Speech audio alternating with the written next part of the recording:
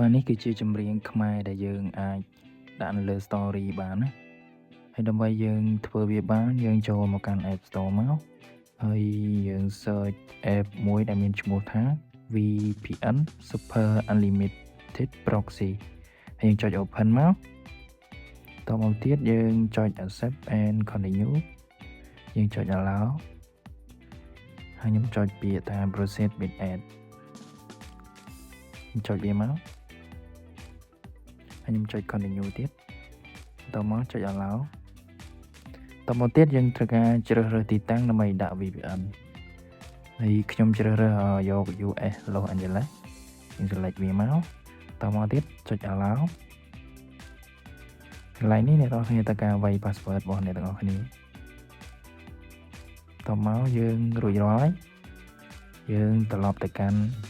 Facebook របស់យើងវិញអូខេខ្ញុំបើក Facebook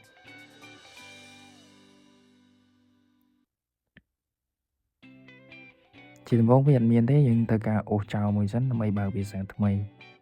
យើងបើកសារថ្មីមកយើងចុចកន្លែង story យើងវិញហើយយើង select រូបមួយមកយើងចុចអាកន្លែងបទចម្រៀងហ្នឹងនេះមានបទខ្មែរហើយយើងអាច